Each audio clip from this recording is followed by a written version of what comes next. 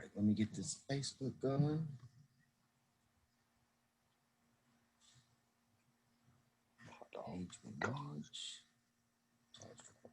Anybody want some free hot dogs right there? Man, it's Halloween, John. Are you wearing that all day? Yeah.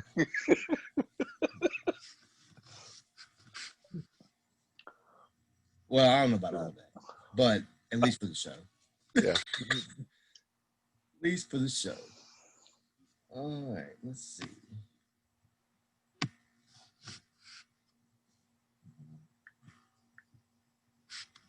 Dang, 7 birthdays. Hello, college football fans, and welcome to another edition of College Football Pick'em with Wes and John. I'm Wes in the hot dog costume today.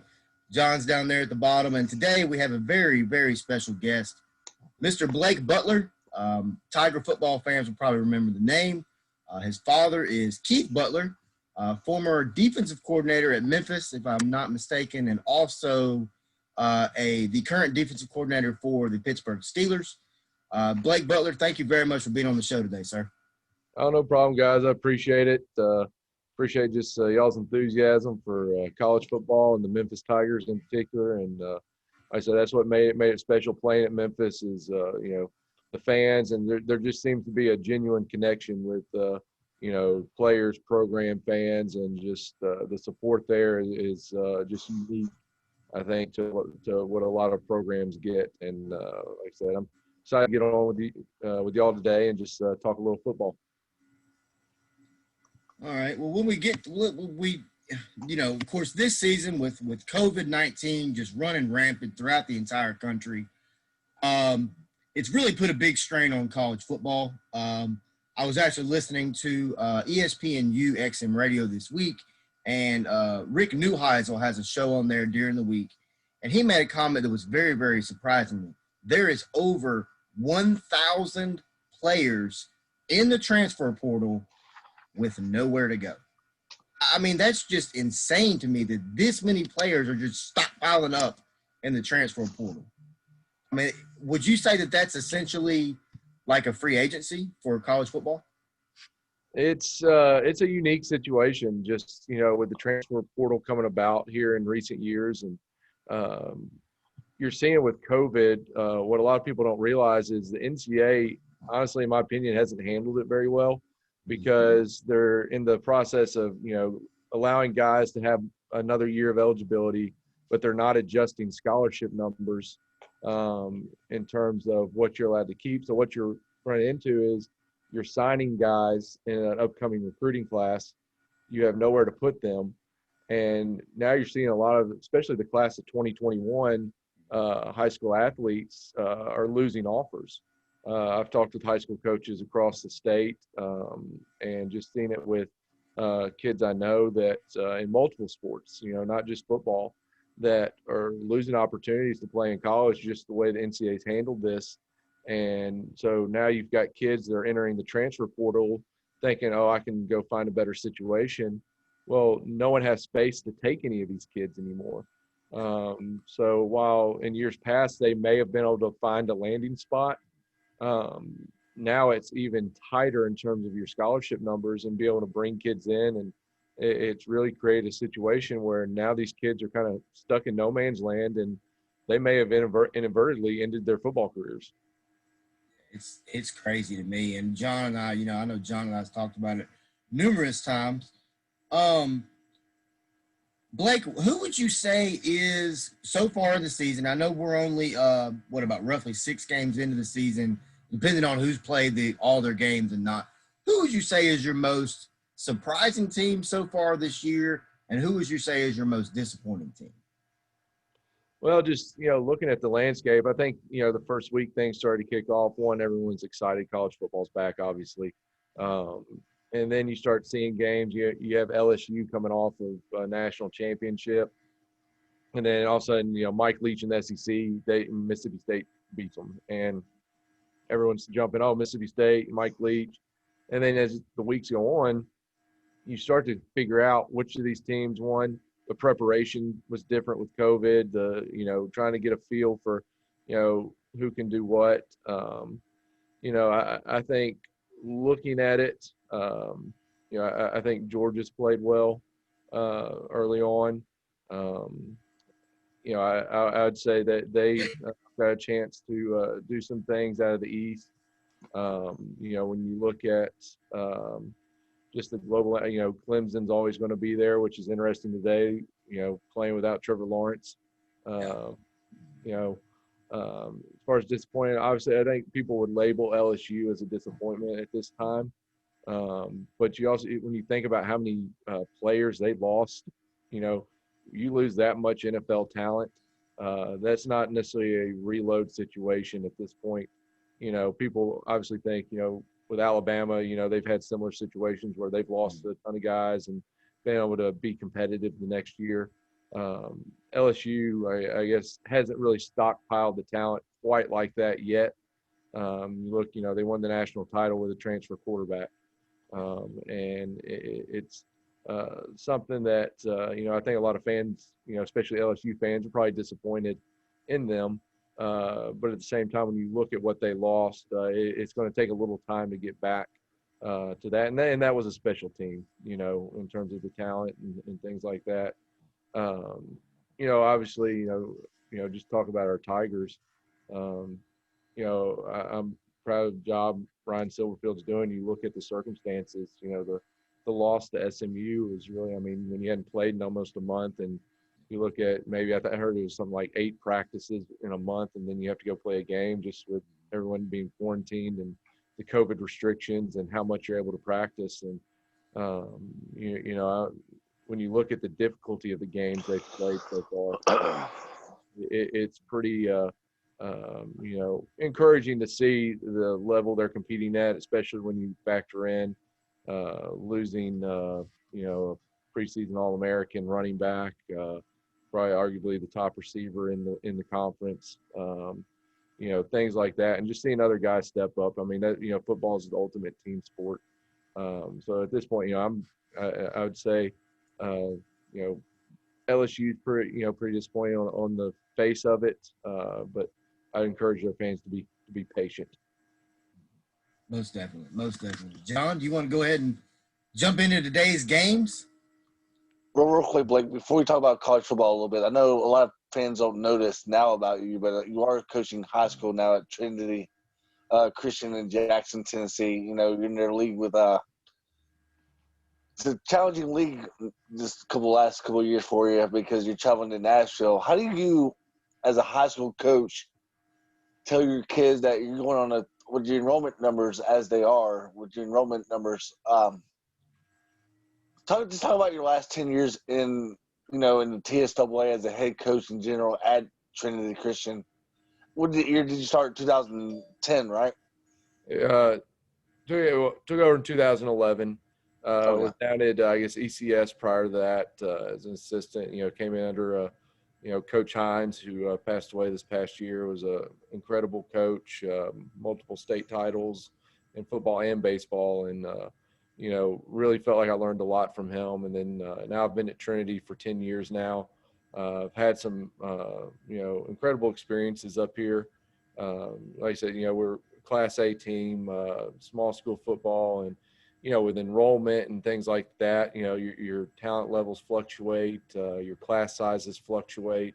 But it's fun to kind of be able to figure things out based on what you have. My first 4 years, we ended up having a quarterback, Kyle Aiken, who was finished as the state's all-time leading passer. And being able to do things like that. And then you flip around the next year, we actually transitioned to a quarterback who set the state record for most rushing yards by a quarterback in a season. And that's kind of the unique challenge, especially with high school football, and particularly with small high school football, is sometimes you have to get a little creative. You can't be married to a system, so to speak. It's not like, I lose this quarterback, I need to go find the next one. It's, who's the middle school kid coming up that is going to be able to, fill in, and what can he do? And, so many times that's kind of the unique challenge of high school football is, you think about the systems coaches run in college and NFL, and the offenses they're known for, and they can play their same style for the most part with their teams. And we have to be able to adjust and run some different things. And, that's kind of the fun in it. I can say we've had one of the top passing offenses. We've had one of the top rushing offenses. And it's just something that, like I said, we've had to be able to adjust and, get our kids to buy in. And like I said, figure out a way to go win games with, who's walking the hallways. Did Kyle? I forgot. Did Kyle Aiken end up playing college football somewhere? He did. He went to UT Martin and actually finished up at Concord University in West Virginia, Division II school. He ended up playing there. And the kid who came after him, Andrew Goldsmith, that was the rushing quarterback. He ended up going to Tennessee Tech and playing running back up there, and just finished up last year playing at Tennessee Tech. So. Been fortunate, being in a small school, have had a few guys be able to go on and play in college and find some success there. And like I say, it's fun because you get to see those kids that are, sometimes college athletes, but you also see the kids that just go out there and love to play on a Friday night that, that's the pinnacle of their football career. And it's fun, coaching both sets, just because you get to see the passion, the excitement, and the work ethic that those kids that are playing, right now as we enter playoffs, our seniors are fighting to keep extending their football careers by one more game. And, we start playoffs this coming week. And like I said, our seniors know that they're guaranteed one more game in their football careers. And if they want another, they have to win. And it's a special time for high school kids, just because you get to see some great efforts and kids just, lay it on the line every week, trying to get that one more game so they can play just one more football game in their life. Are you kind of surprised that, you're from the Memphis? I mean, the Memphis area, like high school football, like I do a little bit anyway. Are you kind of surprised that the Shelby County schools still did not find a way to play their kids in general with a waiver? I am still. It's very telling, I think, on the leadership. When you look at every school system across the state played football in some form or fashion this year. And you can't just say it's, because we're a more densely populated school system. You have Nashville schools, Knoxville schools, Chattanooga, even in Jackson, we've got some densely populated schools in our public school system. And all those school systems found a way to get their kids on the field. There were some delays and things like that with Nashville, and I know here in Jackson, our public schools had to miss their first couple of weeks. But right. Bottom line is those school systems figured out a way for their kids to not have to miss out on this. And they want to talk about the safety issues with COVID and things like that. But what gets missed out is the opportunities that these kids will never get again in their life. And it's a shame. We know we want school to be about education and getting an education and things like that, which is even more difficult doing it virtually. But also for some of these kids, that their athletics is their motivating factor to get that education. And when you take that away from them, and for some of these kids, that's what they have going in their life. That's where they find their positive influences. I know even working at a private Christian school, all our kids don't come from perfect families.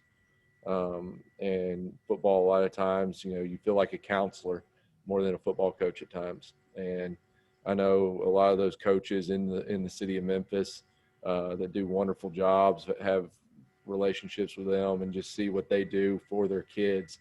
And when you remove that aspect from that kid's life, you're removing an opportunity to really change a life and change an outcome in a life in a lot of situations. And it's discouraging that not only did they not find a way to play football, it's not just about the football game, but just the opportunities that were taken away from these kids that a lot of them were talking about. Right down the road, Ridgeway looks at MUS, they're playing football games, and how can we get in a situation where we have one school system, that goes against everything else that the state is doing. And like I said, it's disappointing that's where the leadership fell on it. Yeah, especially right now when basketball's right around the corner too. Yeah, and it's like I said, I think you're probably seeing a lot of parents that have the means and ability trying to find ways to get their kids to new school systems. And so, and a school honestly is only as strong as the support it has. And when you look at those families that are trying to find ways to get their kids, whether it's to a school that's going to be in person learning, or give their kids the opportunity to play sports in their last year of high school, those are typically probably going to be your parents that are more involved and more supportive of your school systems. And now you're going to lose those parents and those families, and it's going to just further hurt the school system. I think at the end, when we look back at this is going to be a even more of a crippling blow to Shelby County schools than what they realize at this time, because it's put a lot of families in difficult situations, and a lot of kids. It's kind of taken away a lot of their hope. And I know a lot of those coaches down there are trying to find creative ways to still help their kids, still be involved in their kids' lives, and show them there are other opportunities. But it's difficult because this is one of the biggest opportunities that a lot of them lost. Yeah, especially for like a lot of revenue in general, in my opinion, because I mean it's hard. Like whenever Shelby County schools went up to like $7 for their admission, it was already hard enough to get like a single family of 4, for example, to spend $30 at a football game already in general. Me personally, they should at least work something out regarding that as well. At least maybe put $5 in admission instead of $7 like the last couple of years anyway. But that's just my opinion. Yeah, when you think of also the revenue loss, whether it be ticket sales, whether it be concession, there's a lot of programs outside of athletics. You think about how many bands depend on concession sales at, football games, and just, how many, different programs within the school.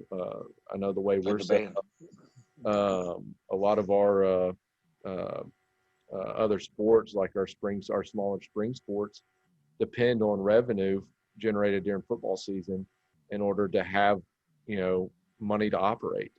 And that's the way a lot of schools work, is your band programs, your smaller sports, they depend on football and basketball, selling tickets, selling concessions, and, even goes into selling, booster club memberships. A lot of that is driven through football and basketball programs. So it's going to be a huge revenue hit, and financially strap not just the football basketball programs, but a lot of these other sports that it's not just the football basketball athletes that are going to be affected by this. So when it comes all right, to Wes, basketball, go ahead. I'm very confused as to how all this is going to work. Obviously, there's no social distancing on a basketball court. I mean, we obviously know that. I mean, how is that going to work? Because I don't know. This whole COVID thing with sports just has completely got me thrown off completely. I mean, do you have any idea of how that's going to work with basketball season? I mean, they'll have to test more, I would think.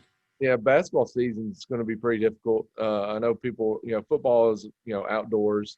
Mm-hmm. The kids that are competing are obviously going against each other, but the fans are removed in terms of their distance from the actual field. So it's really just, if all the players are healthy, you would like to think that, they're not going to pass anything on for the most part. But in basketball season, you look at how close the bleachers are to the actual, you take a ball out of bounds, you may be standing you may be in someone's lap. And, so there's going to have to be some things. I don't know if they close the first few rows of bleachers down. And I know we've looked at our school with capacity and things like that. We're going to have to block off, looking at the first couple rows of bleachers and things. And, attendance is going to be limited, and it's going to be very difficult. Plus, in football, a lot of times you run the play, you go back to your separate huddle.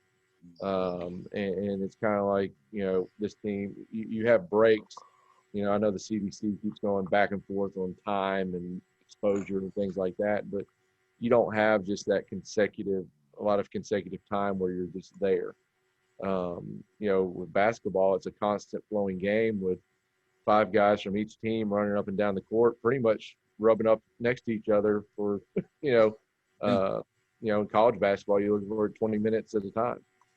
And it's, basketball season. And I also wonder how they're going to handle, because you're going to enter flu season. And so you mix that with COVID, how are you going to, obviously there's going to be a lot of testing of, is this flu, is this COVID, is this strep throat? We've dealt with that even as a high school football program of, having to pull a kid out and, I've never been so thankful that a kid had strep throat than I have this season. And, I think that's only going to get worse heading into winter, where you start adding in flu season and things like that. And then now your sports are all indoors. And so I don't envy, it's been hard being a football coach this year. I don't envy the position basketball coaches are going to be in because, like I said, I think it may even be more difficult at times for them to manage, try to find a way to get a season in. Especially when go ahead, John. As I was going to say, especially when there's a chance there could be a lot more forfeits, because the TSA get that new rule now where it's a forfeit, if you don't play your game. Yeah. Really? That's a rule of theirs, that if you don't play the game, it's automatically a forfeit? There's no reschedule at all? Well, you can try to reschedule if you have a non-region. I saw in our basketball coaches about it. Theirs is going to be a little different. What it is they call it a COVID win for the team that could have played. And then the team that couldn't gets a no contest, so you don't get a win or loss. And so, but with basketball, they're saying like when region games or district games, if you don't, I know ours have said that if you don't play at least 50% of your district games, you're not qualified for the tournament. What? I mean, you have no control over that. You're getting punished for something that you have zero control over. I think they were worried because there's some coaches that would manipulate the system of, if you have a tough opponent that week, of taking a COVID. Didn't think about that. Didn't even think about it like that. So it's like, hey, we weren't going to win this game anyway, but now we don't have to have a loss go on our record, and they can go ahead and have the win. So I think, and putting forth a genuine effort to reschedule. Basketball, it's a little bit easier because you can play multiple games in a week. Right. I think from that aspect. So I think they just wanted to make sure that genuine efforts were being made to reschedule games in the event that you had to shut down for a couple weeks. By the way, fans, just in case y'all didn't know, today's Halloween, so that's why I'm in the hot dog costume. I didn't know if I needed to tell y'all that or not. Figured it's kind of self-explanatory. Coach Butler, as a high school football coach, man, obviously I've got numerous questions for you, but the main question is, with this COVID stuff going on, how does that change your preparation as a coach, not just on a week-to-week basis, but essentially on a day-to-day and hour-to-hour basis? I mean, that's got to be extremely stressful. We've had situations this year to where we've dressed half our roster for games. Wow. We had one game in particular where we had 19 players dressed. High school days. I've gotten calls to where I've literally had to walk out on the practice field and pull a kid out of drills and tell them they're quarantined because of an exposure to COVID. I mean, that's hard. I mean, because the kid knows I'm out for at least this week, possibly 2 games. Fortunately, for most of our quarantines, it fell, as a blessing. It fell with a bye week as one of our weeks that we never had to shut down the whole team so far. But we had, instances where we had to remove players for exposure and things like that. And they had to sit out a game. And then fortunately the following week was a bye week, so they didn't miss 2 games. But it's hard to game plan, Yeah.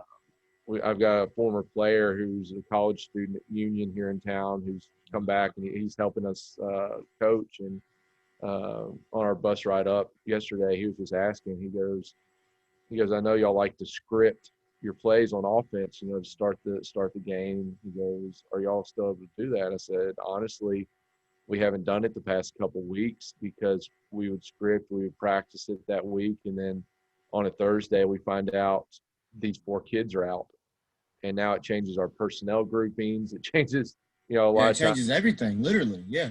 you script plays to try to get certain players going early in the game, and so it makes it even more difficult to game plan, because you could have practiced something all week, and then midweek or late in the week you find out, hey, these kids can't play.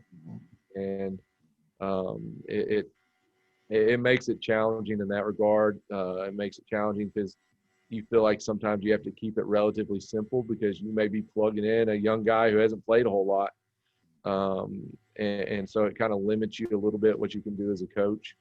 But that's, I guess, it's not necessarily just me who's doing it. Everyone's dealing with that right now. And so it's not something that I'm just having to work through. It's all high school coaches. It's all college coaches too. Yeah. I mean, I said, I know Clemson probably wasn't planning on playing this week without Trevor Lawrence. And No. They're at Boston College, but still, I mean, I'm sure they were not. And so you're seeing it across the board. I mean, even in the NFL, there's guys that, you're having to reschedule games in the NFL. Whoever thought that was going to happen, Yeah. So it has its unique challenges. At this point, I try to look back and at least be grateful we got our regular season in, and now we're in the playoffs. To start the year, there was doubt whether, how many games were we even going to get into this before we may get shut down. Heck, some teams only played 5 games. Yeah. And so you look at, our kids, our seniors, they got to have a high school football season. And at this point, we're hopefully going to make a run in the playoffs and get a few more games and see what we can do with this. But it's been tricky navigating it, to say the least. But looking back on it, it's, our kids got to have a high school football season. And your kids as well, didn't they end up playing football this year? Like a little. Yeah, I've got 3 boys. I have an 8th grader, a 6th grader, and a 5th grader. And I said, my kids got to play football. Our 5th and 6th grade team actually finished undefeated, so proud of them with that. And then our 8th grade team, our middle school team, had a great year as well. And they say I think they were 6-3, and I think their 3 losses were all by 1 score. So, just seeing that at all levels of, not only did our high school team get to play this year, but our middle school team, our elementary team, they all got to have seasons. And you go back to, there's areas of the country, areas of our state that didn't get to take place. And we feel fortunate that we were able to have that. Like I said, all my kids, have been healthy through it, but it's a difficult time, and I understand the frustration of the parents that their kids have not gotten those same opportunities. I mean, I've known you since like when you played at Memphis a little bit, but I've known you a little bit more covering high school football and watching you coach on the sideline and everything like that. And I just want to give you also a special shout out, on this. I know it's a touchy topic a little bit, but hey, when you adopted those two kids of yours that you adopted, I just want to say, hey, I respected you a lot more when you adopted those kids, because a lot of people these days are still struggling with that. But kudos to you on that as well. Thank you. And it really completed our family. It was definitely, we were fortunate and just saw the Lord working through that whole process. And like I said, and honestly, you hear horror stories about, the whole process of getting to that. And honestly, ours was probably as smooth as it could have gone. And like I said, we went from being having one kid to having three, and our son Hudson went from being only child to the youngest of three, and he's kind of got the laid back, go with the flow personality. And I said this is the way God made him, and made him perfect for this situation. And having three boys, and they're all brothers, and just seeing just how our family came together, it just couldn't have written a better story for our family than through that process. It's just it's awesome. Love being their dad, and just can't imagine our lives without them. And I can't wait to watch them play high school football also. I keep wondering how I'm going to coach them, because I say I may get ejected for choking out my own son.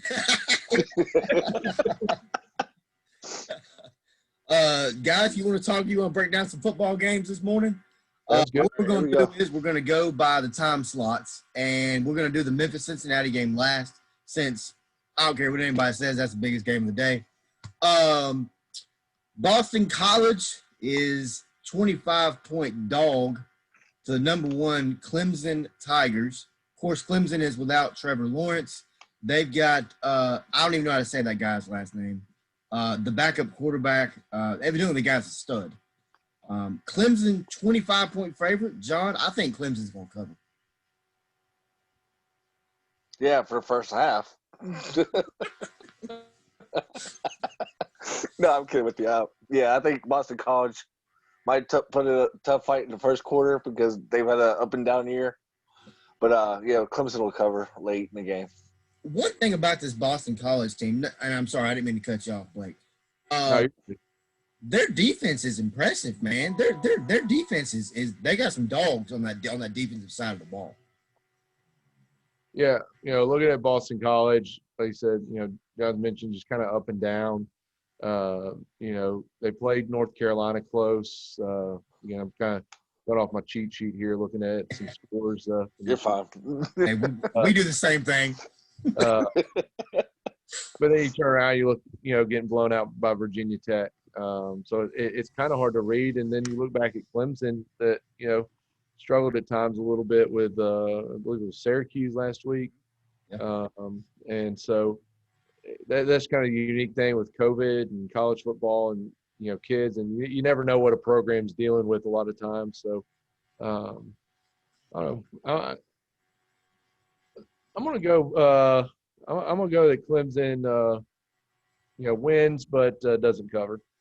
We had not so fast there for a second there, John. I was going to say it's awful early for that. Go ahead. Yeah. But also, real quick, could the punter for Clemson have more total yards than Boston College in the second half? It's possible. It's possible. Yeah. That's what I'd say on paper. Yeah, Clemson probably should cover, but just I know probably losing your starting quarterback midweek, you never know what that does to the psyche of a team, and that's true. And the preparation that goes in. I just there's a lot of unknowns, and sometimes that can lead to closer games than what it should be. It'll be an interesting matchup with Notre Dame and Clemson next week when Trevor Lawrence might not even play that game either. But okay, one of the Big 12 games of the week is Kansas State, number 16 in the nation, traveling to Morgantown, West Virginia. West Virginia is actually a 5-point favorite, and everybody was talking about West Virginia's defense, but they didn't win last week. I'm still taking West Virginia at home now. You're going to take Virginia at home or West Virginia at home, really? Yeah, man. Tough place to play, man. Tough place to play. It is a very tough place to play. But I like this Kansas State team, man. They're gritty. They're the front runner in the Big 12 right now. I'm going to take Kansas State straight up in this one. Yeah, I think I'm going to lean towards Kansas State on this. Another coach, I guess it's his second year from North Dakota State. Kind of his trademark in North Dakota State was just having, like you said, those tough, gritty teams. And I think he's starting to kind of get that out of what he's building at Kansas State. And so I think it's a close game, but I think Kansas State pulls it off or at least covers. Up next, we've got the Big noon on Fox today with the Michigan State Spartans heading up to take on the big brother in Michigan. Jim Harbaugh with a huge win last week against Minnesota. Honestly, I didn't pick Michigan to win. I picked Minnesota. I thought Minnesota was a really good team. I really did. I mean, Michigan just because after looking at Michigan State, Rutgers walked in and spanked them last week. What you got, John? Rivalry game. Throw out the records because although they won't play one game, I've always loved when they got together because we Sparta versus the Wolverine. Mm-hmm. But Mel Tucker, new coach at Michigan State, 0-1 off the bat, came from Colorado. Harbaugh and them cover early game. Yeah. Harbaugh covers. Yeah, I think I'm going to go with John on this. I think Michigan wins. I think they win big. Like I said, Rutgers, I know people wondering if they're, coming back up. I don't think they've come back up that quickly over COVID era when you didn't get a lot of work in, especially with a new coach. I think Michigan State, obviously, they've kind of been surrounded as an athletic department by some scandal. And I think that's, kind of hurt their athletics across the board. I think Michigan handles them in this one. Go ahead, John. Talk about Georgia. I know you want. No, this is too early for that. But no, I'm going to go with the ACC matchup in the Carrier Dome. One of the surprise teams the last couple of weeks, Wake Forest, Demon Deacons, 14-point favorites at Syracuse. I'll take Wake Forest. I'll take the Demon Deacons as well. Yeah, well, I think we can all agree on this one. I'll go Wake Forest as well. All right, one of the AAC matchups of the week, Temple traveling to New Orleans and playing the Tulane Green Wave. This is kind of like an interesting matchup to me just because, one, Tulane can't hold leads. They're the Atlanta Falcons of the college football. But nothing against my Tulane friends and everything like that. But y'all just can't finish the ball game, But it's pretty bad to call them the Atlanta Falcons of college football. Atlanta can't stop anybody. Hey, the Braves lost. Look, don't start on the Braves. I'm gonna take Temple in this one, John. Really, man, after watching Temple how they played Memphis, I like that Russo quarterback a lot. I'm gonna take Temple in this game to become 2-2 on the season with a big win down in New Orleans today.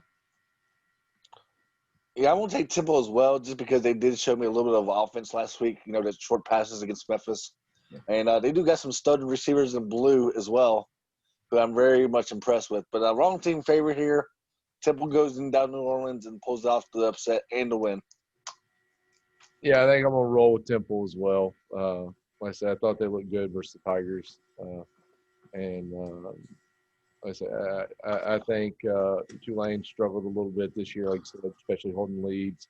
And Temple's another one of those teams that just, the Temple tough motto. I think if it's a close game, Temple's got the grit to find a way to win. And when you kind of you call a team the Atlanta Falcons of college football, you don't have a lot of confidence in them in a close game. No, he has zero confidence in Tulane if he calls them none. Up next, they should have beat Navy. They should have beat SMU. Come on now. I agree. I'm not disagreeing with you, buddy. Not at all. Up next, we've got a Big 12 matchup, which fans, if you're not quite awake this morning and you're not going to watch the Memphis game, which I don't know why you would do that, but if you want to take a nap, flip it over to Fox Sports 1. Iowa State is taking on Kansas. You want to take a nap, it's a great nap game. Kansas is absolutely atrocious. I'm sorry. I'm not trying to be mean. I actually like Les Miles, man. I really do.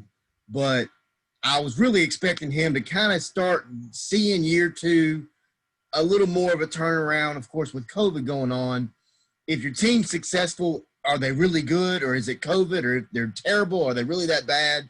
I've always kind of wondered that too. But Iowa State's 27.5-point favorite. I'm going to pull the shocker of the century. I'm going to say Iowa State does not cover that spread against Kansas. I'm going to go with one of the coaches that are on that staff, a former Tiger as well, but not for the win. But Joshua Ergel, former Memphis guy, he did pretty well against, in the first. He competed with West Virginia as the interim pretty well in that game. But, Iowa State favored by 28. I think it's a little bit too much in Kansas. Les Miles, I think, will hang in there and eat more grass after the game. Yeah, I think Kansas loses. Like I said, having a former Tiger out there, you root for them. But I think Iowa State's more known for their defense, not so much for putting up a ton of points. And as a coach, honestly, Iowa State's kind of a unique defense. I enjoy watching from a scheme standpoint. But as far as a gameplay standpoint, I understand why this could be a nap game. But I'm going to go with Kansas to cover, but I think Iowa State still wins by, close to 3 scores. Staying in the Big 12. We're going to go with a – go ahead. Sorry, my fault. Go ahead. No, sorry, not I was gonna say, 12, I apologize. Coastal Carolina, a team that I have seen more this college football season than probably ever before. Top 20, they're ranked 20 in the country, 5-0, Coastal Carolina, heading to Georgia State today. Coastal Carolina is only a 3.5-point favorite. John, do you think that line should be a little bigger? I'm going to take Coastal in this game. I'm a Coastal fan. I don't know where they are. I love the Chanticleer mascot name. It's some kind of bird, but I'm a big Coastal Carolina guy. I like Coastal. I'm going to take Coastal. John? I like their turf as well, but it's pretty nice. But they're right about Myrtle Beach. That's one reason I'm picking Coastal Carolina to win this game and win and cover. But Georgia State has just been – they're 2-2 on the year. They've been up and down as well all year. They haven't been the same kind of since they beat Tennessee last year. But I take Coastal Carolina on the road to pull it out by 3.5. Yeah, I'm going to go with Coastal as well. As a high school coach, you get a lot of different recruiting materials from different programs. They're saying it is a ball at the beach. And so they're going to, I guess, ball at the beach today, and I'm going to take them over Georgia State. I like that. What you got, John? Texas San Antonio traveling down to Florida and playing Florida Atlantic. Florida Atlantic's actually 1-1 on the year. Only played 2 games. Meanwhile, San Antonio has played 7 games. Mm-hmm. Florida Atlantic's favored by 4 guys, but I guess because they're at home in Florida, and it's supposed to be muggy and warm down there in Florida. But UTSA, Tyrone Nix is their defense coordinator right now. They've been kind of struggling on offense. Looks like off and on throughout the year as well. They came back and beat Louisiana Tech last week. I'm going to see them pull the shocker today and pull the upset as well over Florida Atlantic because they got more games under their belt. That's the only reason. I did not know that Tyrone Nix, that's the guy that was formerly the defensive coordinator at Southern Miss, correct? Yeah, and at Middle Tennessee under Stockdale, I believe. Okay. I'm going to take UTSA in this game, too. I'm going to take the Roadrunners for no other reason besides that they're 4-3. They've got more games under their belt. They've got a little more time, game speed, that type of thing. I'm going to take UTSA to get the W down there. Yeah, I think I'm going Texas San Antonio as well. This kind of, again, the COVID unique matchups of one team's played 7, one's played 2. You probably never seen anything like that before. And you would like to think a team that's played 7 games is that much more improved as the year has gone on. So while if this was a normal season, I may lean towards Florida Atlantic. I think, like y'all said, the 7 games in versus 2 games in, San Antonio should be a little further advanced at this point, so I'm going to go with them. Okay, we got a Big Ten matchup. Purdue traveling to Illinois. Purdue's 1-0. Illinois is 0-1. 0-1. Purdue got a good win last week against Iowa. Purdue favored by 8.5. I don't know if their head coach is back for this game or not, or even their quarterback. But I take Purdue to cover 8.5 at Illinois. Is Lovie Smith still at Illinois? Yeah. I'm going to take Illinois.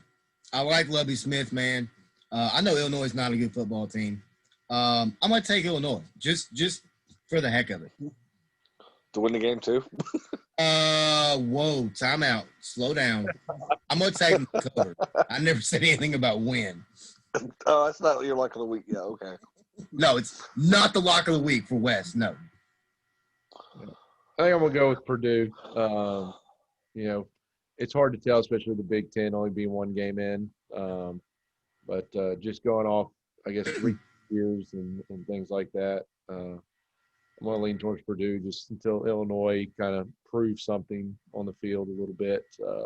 I think, like you said, Lovie Smith's a good coach who just hadn't had a whole lot to work with, and so it'll be an interesting game just to see the outcome, and maybe the Big Ten getting a couple of games in, you start to see kind of the separation of the haves and have-nots a little bit, and I'm gonna lean towards Purdue on this one. All right, Wes, I'll go to Lexington and play. No, I've been waiting on it. I thought it was going to be the first game you did. Go ahead. Wes, no, it's good. But Georgia's number 5 in the nation, 17-point favorites, going to Lexington, Kentucky. And Kentucky's offense has been a no-show lately. And they got a starting quarterback this week. They benched Wilson, Wilson is kind of battling an injury bug / I think he got benched again, to be honest with you. But Georgia's favored by 17 for a reason. The best defense, in my opinion, the best defense in the SEC right now, although they didn't show it against Alabama. It's not the best. But still, Georgia, 17-point favorites in Lexington. I take Georgia to cover. I knew you would, buddy. I knew you would. I think Georgia could be playing anybody, and you would take Georgia. No, if Kentucky says by 90, the Kentucky fans say by 90, I'm taking Georgia by 90. I think Georgia's a good team. I think Georgia has a very good defense. We've seen that time and time again, year out. Unless they play Alabama and that high-powered offense. I'm going to take Georgia. I was impressed with what Kentucky did against Mississippi State, holding that prolific offense to 2 points. I still don't understand how you can throw for 262 yards and only score 2 points in a game. But that whole air raid deal with Mike Leach right now is just the air is kind of getting deflated out of it, I think. I'm going to take Georgia. I think Georgia big. I think Georgia will win by more than 17 in this game. Yeah, I think I'm going to go with Georgia as well. Looking at Kentucky, I think they have a really good defense. And what's kind of confusing about Kentucky is, where they had success in previous years with dedicating themselves to the run and just, hey, we're going to run the ball. We're going to run the ball, but we're going to do it anyway. Without giving up, I guess, some of my sources, I talked to a coach who's on a staff that has played against Kentucky this year, and they said if they will dedicate to run the ball like they have in years past, their offensive line is really, really good. He said their offensive line is comparable with about any in the SEC when it comes to running the ball. And he said, now I'm glad they didn't versus us. He said, but he said if they will dedicate themselves to the run game, they'll give themselves a lot better chance in a lot of these games. So I'm picking Georgia, but I think Kentucky can, reel some wins off with that defense, especially if they'll go to a more really commit to a ball control, power run offense. I think they'll have a lot better shot in some of these games, or at least keeping this game close if they'll do that. But I'm still going with Georgia. Speaking of Kentucky, of course they've got Mike Stoops as their head coach. I think he's done an amazing job at Kentucky. Let me ask you this, John, and we'll get to it later when we get down to a certain team from Texas. Speaking of Texas, I don't think Tom Herman's going to make it out of this year. I could be absolutely insane. I just don't see it. I think a guy like a Mark Stoops would be a nice hire at Texas. What do you think on that, John? Man, too early for that. You think it's too early, really? I mean, the Texas fans are pissed off right now. I mean, let's be honest. They are livid. What I was trying to say is too early to ask that question at 9 o'clock, almost 10 o'clock. It's never too early to ask that question. Yeah, it is. I just don't see Tom Herman making it. I mean, he's in year 4 now. He hadn't done anything.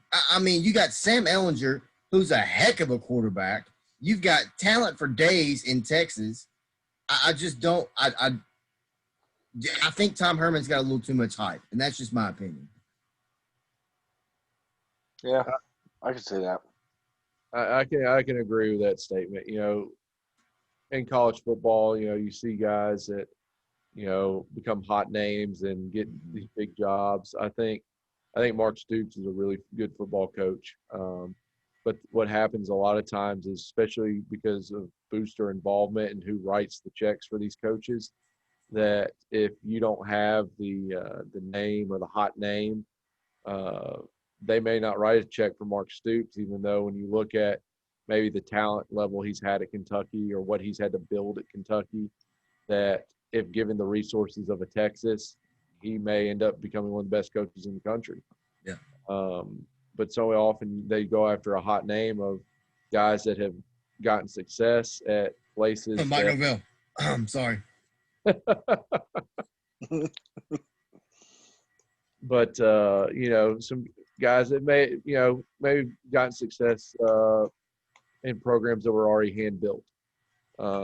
And like I said, you know, I think Tom Herman, say who he's been in the past, I think is starting to show true, and the public's getting a glimpse of that.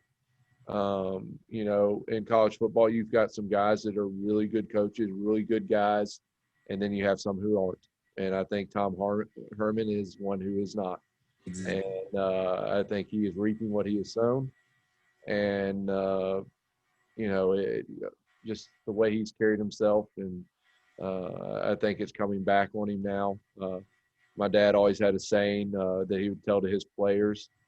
He said there's 2 types of players in the NFL. And he said, and the same applies in college and the same applies for coaches. He said there's the humble and those who will be humbled. And I think Tom Herman is getting humbled right now. Yeah, it doesn't pay to flip off the Texas network during, was it National Signing Day? He turned and just gave. I'm not going to do it on camera, but he gave him. I almost did. I'm not going to lie. I almost brought my hand up and I stopped myself. You can't do that. I mean, you are at Texas. You're not at Texas San Antonio. And no offense to Texas San Antonio, you're not at Texas State. You are at the Texas University, the main quote unquote college of Texas. You can't do that. You have to hold yourself to a higher standard, in my opinion. Yeah, and I think, especially you look at the check that Texas A&M just cut. Hot dog's getting fired up over here this morning. Sorry, guys. Hot dog's still on the grill, I guess. He is still on the grill. He's getting crispy. I think Texas will make a change, and I think while you're Mark Stoops, you'd like to see some guys that have really built a program with limited resources get a shot at that. I think they'll go after whoever the quote unquote sexy name is, and a lot of times you have people that don't understand football, that maybe they just like the biggest check. They get a say in a coaching hire that they really have no business having a say in. Speaking of Tom Herman and his former team, the Houston Cougars, which now they got Dana Does Not Own Macomb Holgerson as the head coach. Central Florida, sorry. That guy's hair is just, it's like Trump times 50. It just goes everywhere. It's crazy. It's the visor. Is that what it is? It's the visor. He doesn't have the full hat, so it doesn't cover it. Maybe that's what it is. But I like Dana Holgerson as a coach. Central Florida heading down to Houston. Central Florida is only a 3-point favorite. Of course, watching Central Florida against Memphis, man, they got a high-powered offense, as we know, and they've got world-class speed, as we well know. To be honest, I really haven't seen a lot of Houston this year. 3 games. Yeah, I was gonna say they've only played 3 games. I don't like Central Florida. I really don't like either one of these teams. I'm gonna take Houston. Just because I think Houston can beat Central Florida. So you got them to cover or win?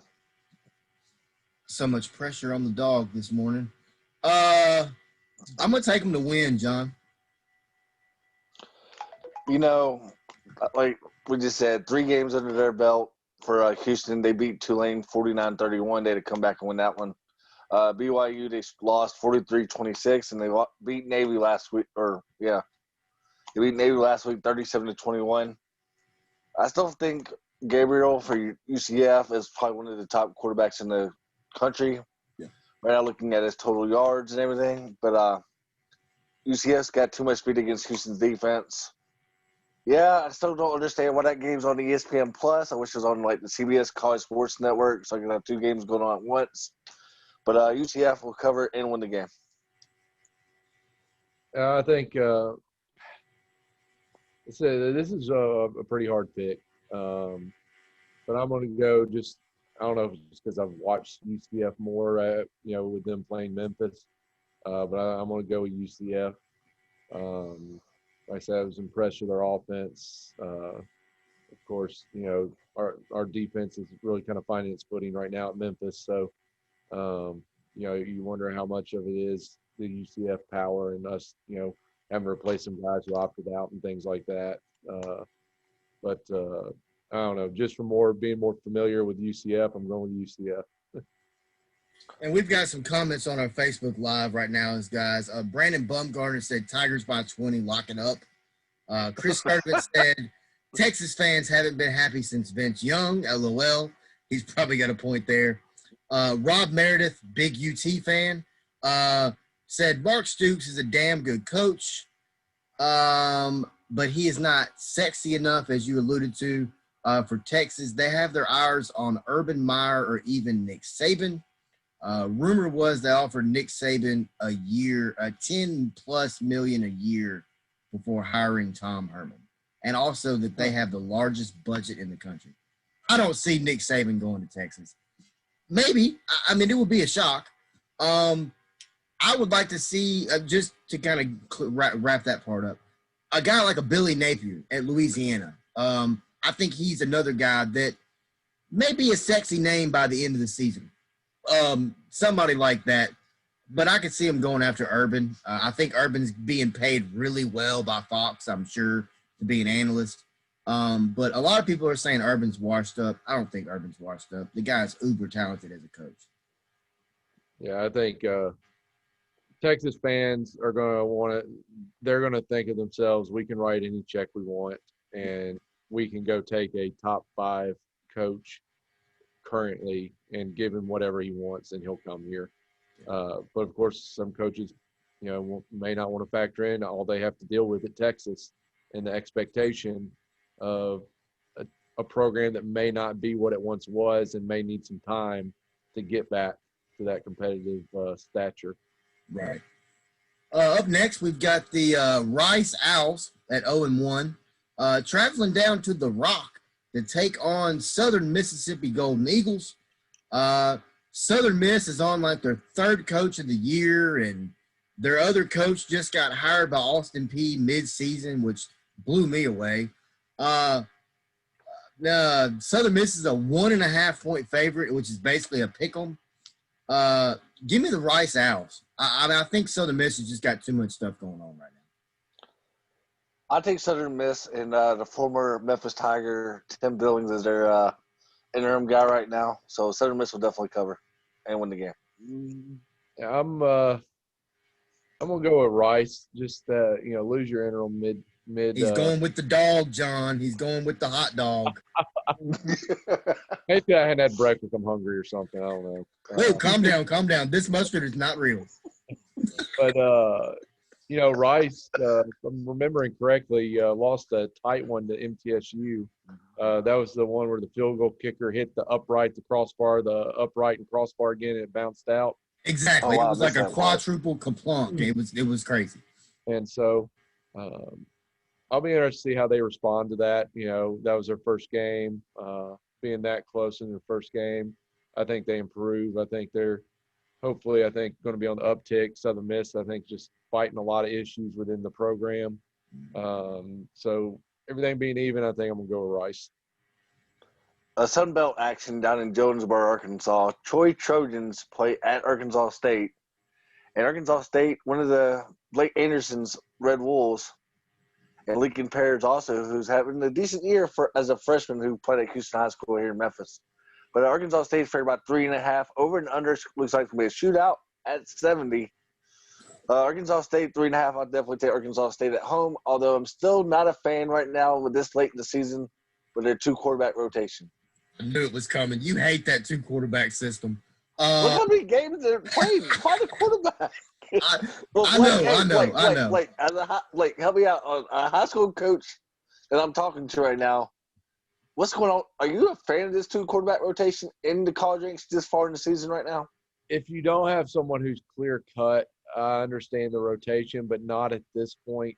I think after you've gotten some game tape on your quarterbacks, I think it becomes a lot more clear in terms of evaluation and finding an identity on offense. I know someone's like, well, this guy is more of a dual threat athlete. This guy is more of a the point guard of the offense who can distribute the ball. I think you've got to pick an identity and run with it, and then maybe you have a sub package every now and then that the dual threat guy comes in just to jumpstart the offense. But it's not a rotate throughout the game situation. It's more of a, hey, if we're struggling, maybe this guy can get us jump started, but not a conscious like, hey, on the third series you're going in type of deal. I think at this point in the season you got to pick one and roll with it and go from there. But in this game, I think I'm gonna roll with Arkansas State. I think they've got a good football team. They've got a couple local kids, like you said, with the running back from Houston, Jacob Steele, a lineman from St. George's. I've coached against him. I remember watching his high school film just from playing against St. George's, and thought if this guy was 6'5", he would have every offer in the country. Looking at linemen, that's kind of my draw there of when I see a kid that's 6'1", 6'2", that still gets a chance to play FBS football. They're really good football players to be able to overcome that height to get to that level. But I like Arkansas State. I think Blake Anderson's a great coach, a great man. We talked about just some of Tom Herman's flaws. I think Blake Anderson's the opposite of that. I've known guys who worked for him and vouch that even when you're on the inside of the program, it's not just a public perception or persona he puts out there, that he's the real deal. Like, he's a true, genuine guy that cares about his players, cares about his coaches, and has a true family atmosphere there. And he's a guy that's easy to root for when they're not playing the Tigers. But I like their team, and I like Arkansas State. It's always fun to go there for a game. Oh, yeah. I always enjoyed going over to Jonesboro. They got a nice little stadium over there. They've made some little small upgrades to it as well. Jonesboro was always a fun place to play. I would take Arkansas State as well. Just to piggyback off what you were saying, Blake. Huge Blake Anderson fan, man. Just love the guy. What Georgia did last year after his wife Wendy passed away with cancer was, to me, one of the classiest things I've ever seen in any sports, no matter what sport it is. Man, when they did the pink out for her and did everything for him pregame, that was a very classy move. And as John and I have talked about numerous times, if it came down to it, I would like to see Blake Anderson as the Memphis head coach one day, if that was to happen. Up next, we've got Notre Dame on ABC today. Normally they're on NBC. Not today. It's ABC. Notre Dame taking on a Georgia Tech team that's just a roller coaster of emotions. I'm going to take Notre Dame. I think Notre Dame's one of the best teams in the country. Brian Kelly's got this team playing really well. Their running attack to me is just it's prolific. I'm gonna take Notre Dame to win. The line's 20.5. Notre Dame will beat them by 30. Same here. Yeah, I'm rolling with Notre Dame. I think Georgia Tech's still in a big rebuild. Mm-hmm. I think their coaching staff has their kids playing hard. It's just going to take a couple of recruiting cycles for them to be competitive in a game like this. Yeah. I think Jeff Collins is doing a nice job there. I think if you look at the job he did at Temple, I think he can definitely get that program turned around. But that's a big culture shock from running the option every play for 12 years to now throwing the ball around the yard a little bit. But that Jeff Sims quarterback he's got is a lot of fun to watch. Young freshman kid, very fun to watch. John, Big Ten Network today at 2:30.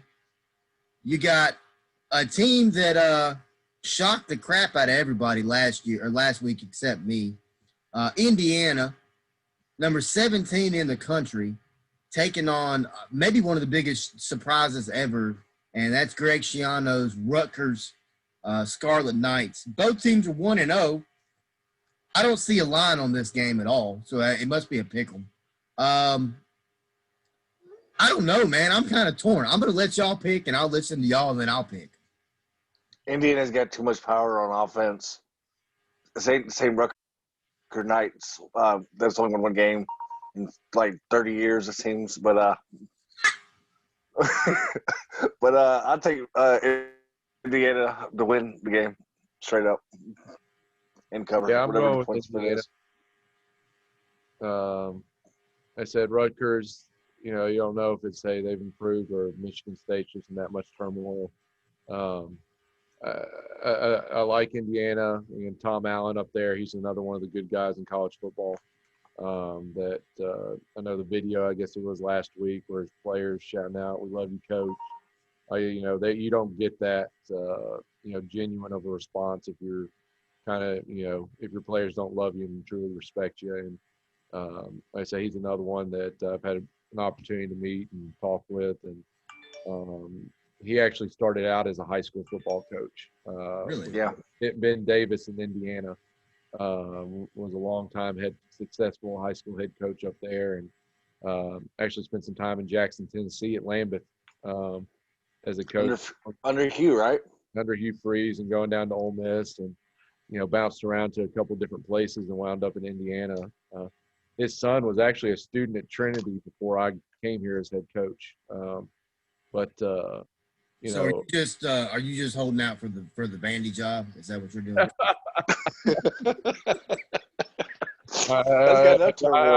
Maybe a sleeper candidate, I guess. cannot really comment right now. But, No, and I like Indiana. They've got a local Jackson kid up there as a kicker from University School of Jackson, Charles Campbell. Great family, awesome kid. And I'm gonna go with Indiana. I like what Tom Allen's doing up there, and good for a local kid. That and Indiana's got a lot of kids from Memphis up there. I know some Cordova kids and Jacoby Hewitt, and things like that. So we'll go with Indiana for the Memphis flavor, and just liking what they're doing up there. All right, I'll take Indiana. Y'all convinced me. I'll take Indiana. John, up next, you got UAB. That's UAB for y'all that don't know. UAB treading down to Shreveport, Louisiana to take on those daggum rambling Louisiana Tech Bulldogs. 4-2 is UAB's record. 3-3, Louisiana Tech. UAB's a 13-point favorite. Give me the Blazers, John. John, are you there? Where'd you go? I'm here. I'm just charging something. Okay. Give me the Blazers. But Blake, Legion Field was one of your better stadiums to go visit, right? As a player, right? I hate UAB. They could be playing a middle school. I'm not picking UAB.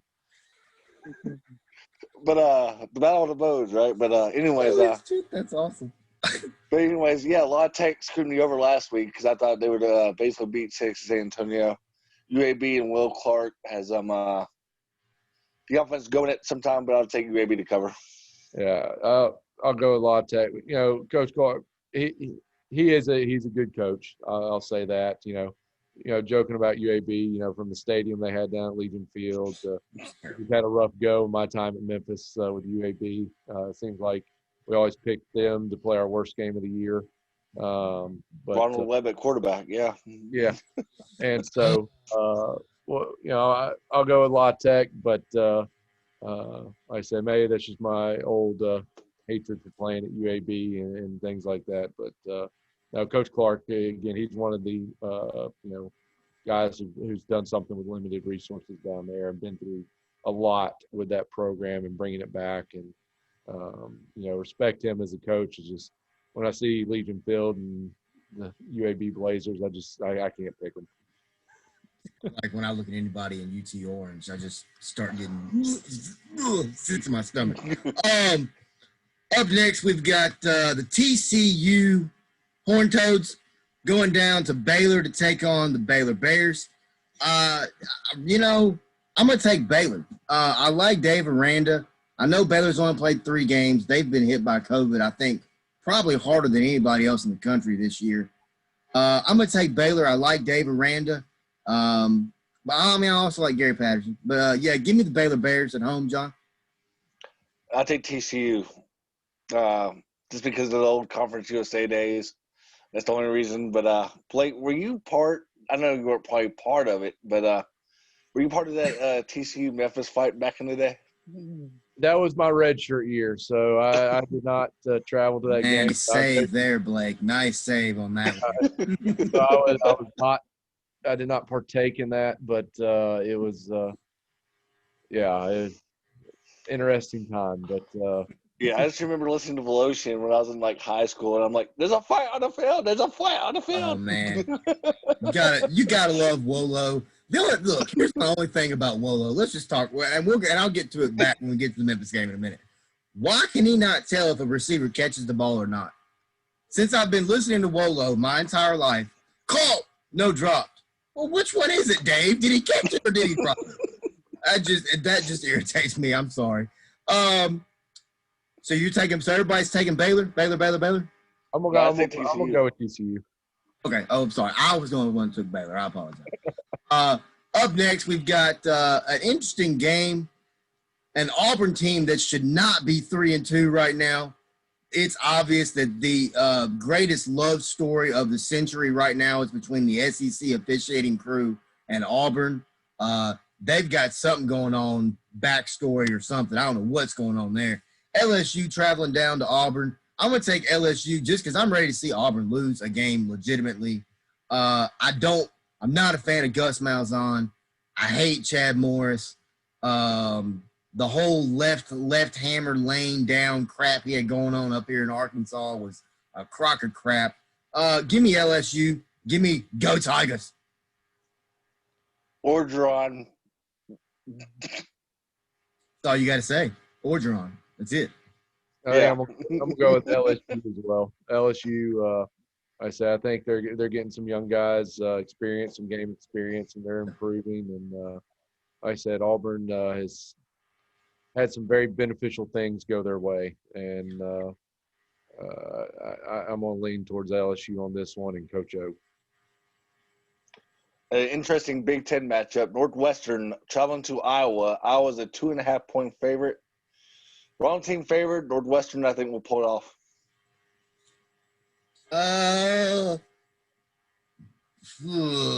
Give me Northwestern.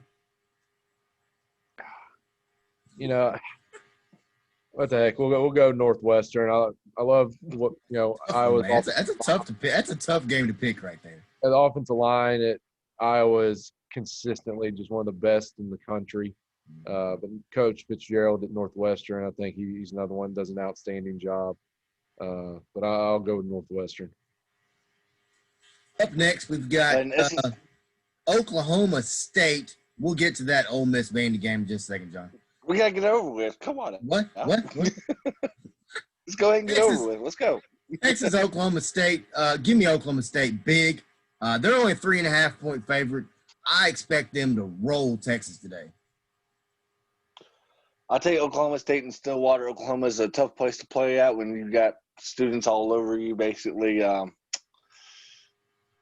Oklahoma State has the running game still intact, pretty good, so I'm definitely taking the Cowboys at home. Yeah, going Oklahoma State and Chuba Hubbard, the running back with Oklahoma State, one of the fastest guys in the NCAA. I think Oklahoma State takes it by a lot more than 3 points today. Yeah, I do too. And I think today is the beginning of the downfall for Tom Herman. I think it gets worse after today. Go ahead, John. I was going to say, now we got a game in Nashville. The Lane Train, Ole Miss Rebels, whose Twitter has been pretty fun to watch this week regarding the fine that he got. But just talking about in general, regarding he needed some pennies to pay his fine.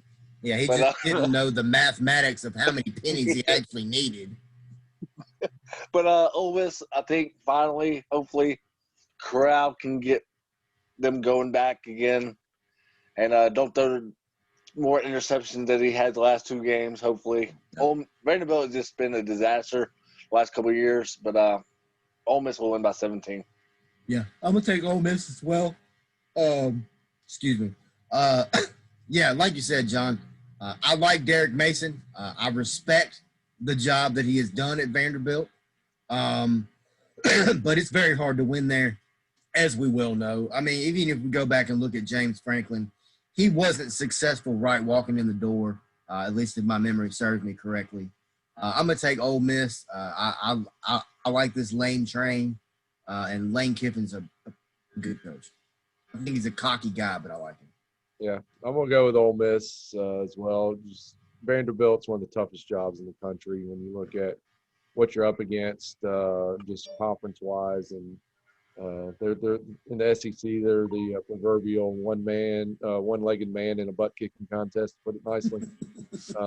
When you look at just the academic standards you have to get in there, and then with just the resources that other schools around them put into their football programs versus what Vanderbilt does, it's a tough job, and I think Ole Miss is going to roll today. You know, Louisville had a good win last week, well, not a good win, but Florida State that's a different story. But right now, what's going on with Florida State? But Louisville only 3-point dogs this week. The Justin Fuente, Virginia Tech. I think Virginia Tech wins more than 3 points. Yeah, I think Virginia Tech wins this game. Man, it really all depends on what Louisville team shows up. The Louisville team that showed up against Florida State last week was pretty daggum impressive. The Louisville team that showed up against, who was it? North Carolina? A few weeks before then was atrocious. Give me Virginia Tech. You know what? Let me find out if that was North Carolina. Sorry, that's just irritating me. Give me Virginia Tech. I think that Justin Fuente's got that team playing some pretty good football right now. And that game next week between Liberty and Virginia Tech is going to be very, very, very interesting in my opinion. Yeah, I think I like Virginia Tech in this one. In Louisville's another team that's hard for me to root for just from the playing days and things like that. But, I think Coach Fuente is getting some things turned around up there at Virginia Tech. And I'll be following that Liberty Virginia Tech game as well. My brother is actually in Lynchburg, Virginia, went to law school at Liberty.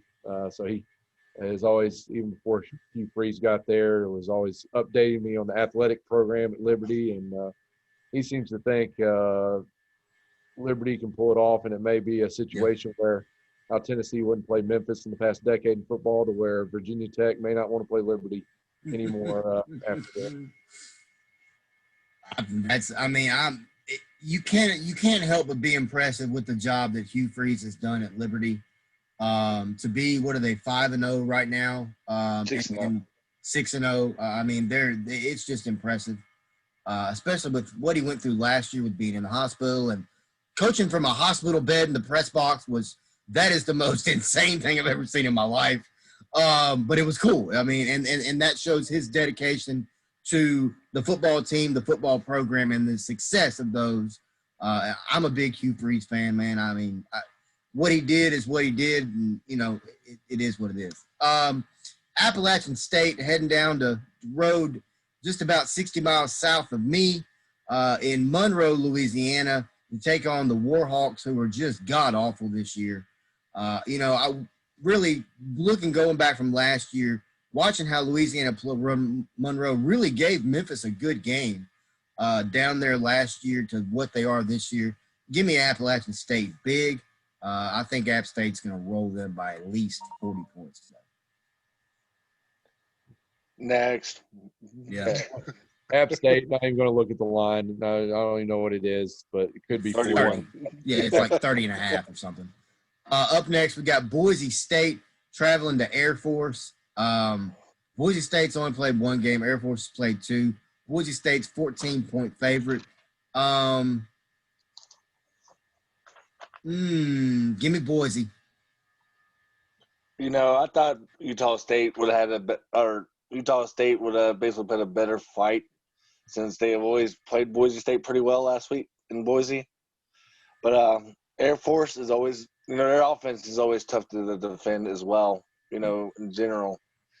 But I don't know how many fans are allowing down in Colorado Springs this weekend. But I'm thinking Air Force to cover, but it'll be like a late touchdown to cover. Okay.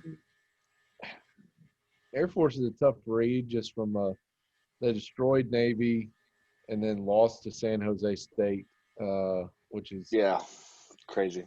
San Jose State typically isn't your world beater. No, that's not a threatening team to me generally. Yeah. And so I'm gonna go with Boise. Just like I said, their one game looks like a pretty impressive win, so I'm gonna go with Boise to cover. All right. Up next, Alabama, Mississippi State. Alabama 30.5. Give me Bama. Everybody taking Bama. I take it. Yeah, it's Bama. Especially the way Mississippi State don't even have a quarterback right now.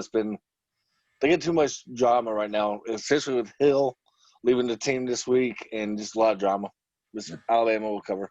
Yeah, big time. I think Bama is one of the most prolific offenses in the country, and I think they're very similar to Clemson in as however you want to play the game, they can play that game and they can beat you doing that. And that's a threat that not a lot of teams in this country have. New Mexico State traveling to San Jose State. I know nothing about either one of these teams, to be dead honest with you. I know San Jose State's won a game. Give me New Mexico. Give me the Lobos. I'll take them. I'll take New Mexico too. Rolling New Mexico. Up next, we've got a state of North Carolina battle where you got the Dukies, the Fighting David Cutcliffes, going against the Charlotte. What is Charlotte's mascot, John? They still the 49ers. Are they still the 49ers? Okay. Yeah. I thought they might change it by now. Man, Duke's a 10-point favorite. Duke is 1-5 this year. Give me Duke. I do like Will Healy a lot, the former Austin Peay coach. Yeah. Who's now at Charlotte, who's definitely, who I'm kind of surprised a lot of more coaches haven't contacted him after that 1 year success. I mean, I'm sure he's got phone calls, but I'm sure, after that 1 year success that he did at Charlotte and the way he turned that Austin Peay program around so quick, especially with them going to the semifinals in that 1AA. But I think Duke is just too much. I'm not going to say Charlotte wins the game, but I think Charlotte does cover, and then Duke wins the ball game. But Charlotte's, I love their mascot from the old Conference USA days as well, from the basketball tournaments. But Charlotte the Petey, the Petey looking guy with the little axe pick thing. Absolutely. Yeah, I know exactly what you're talking about. Yeah, he was kind of cool. I like him a lot better than that stupid looking Duke mascot that wears the little headband thing or whatever. I don't know. It's just weird. Yeah, I'm gonna go with Charlotte. Like I said, with Will Healy to cover. I'd like to see him pull it off. Thought you were gonna get the dog hot for a second. Go ahead. But again, they Coach Healy's done a great job. Had one of my players in high school got a chance to play for him at Austin Peay. Speaks highly of him. Also, former Tiger Marcus West, co-defensive coordinator with Charlotte. Oh wow! Did not know that. Cool. And so, Marcus has done a good job. He's been with Coach Healy at Austin P and moved with him. And, I think they'll be ready to play, especially when you get to go against a quote-unquote Power 5 team that's within your own state. There's also obviously a chip on your shoulder to prove that you belong with the big boys. And I think Charlotte comes out ready to play today. By the way, John, your brother Chris wants to know where your blue hair is because it's Halloween. In the closet right now. I'm in a hot dog costume and you're in nothing and it's Halloween. It's okay. I'm in a Memphis t-shirt. That's the most important thing. Up next, we got the Missouri. I'm a diehard Memphis fan for Halloween. There we go. Okay, there you go. Up next, we've got the Missouri Tigers heading down to the Swamp to take on the number 10 ranked Florida Gators on the SEC alternate channel today, 6:30. Florida's a 13.5-point favorite. I tell you what, man, what's that guy's name? Drinkowitz? That guy's done a pretty good job with that Missouri team. Dan Mullen, he had some COVID issues going on down there in Florida.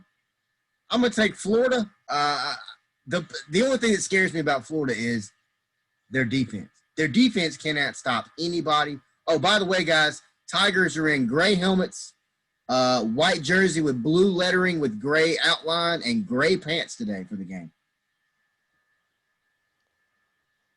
I like the blue and gray look. I do too. I've always liked the gray pants. Just going back to when I first started watching Memphis, we wore gray pants for a long time.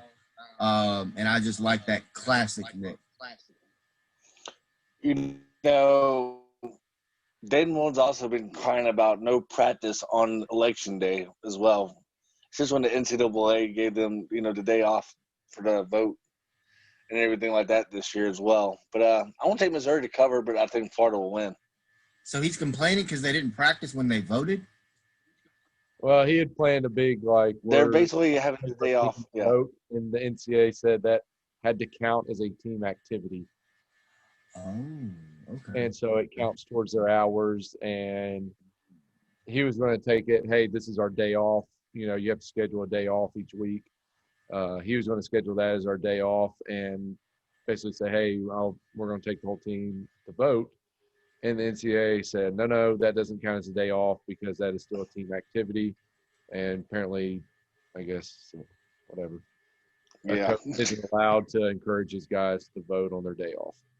The NCAAs, I don't want to say they're a joke, but they're a joke. Crap. Come on now. You've got guys who are transferring around. And, no, you can't play, but you can play, but you can't play. But, you're going to Alabama? Yeah, go ahead. You can play. Oh, you're coming to Memphis? No, man, you got to sit out for 2 years and pass 50 million tests. And it's just a crock of crap. It's all about if you're the big boys or if you're not. And if you're not the big boys, you get crapped on. And it's just, that's just my opinion. Sorry, a little hot dog rant this morning, but it's, it's just ridiculous, man. Yeah, that's so basically from what I gather, it's Florida can, they have the day off to go vote, but if Dan Mullen organizes rides for the whole team to go vote, that's a team activity and you can't do that. Holy shit. So y'all get Florida to cover or what? I'm going what the heck, we'll go Florida. I'll go Florida to cover. John? Okay, one game, Wes. I hate to say this to you. I'm going to bring it up now, but because Bree might be listening. But she's not. Arkansas at Texas A&M. First game is not in Dallas in so many years. But Arkansas is a 14-point dog. At A&M, I like what Daryl Dickey has done so far with the running backs at Texas A&M as well. But I do like how St. Pittman has turned that Arkansas team around. Definitely. But you can't but love the guy with his press conference as well. But I think Texas A&M will definitely cover the game with a late touchdown.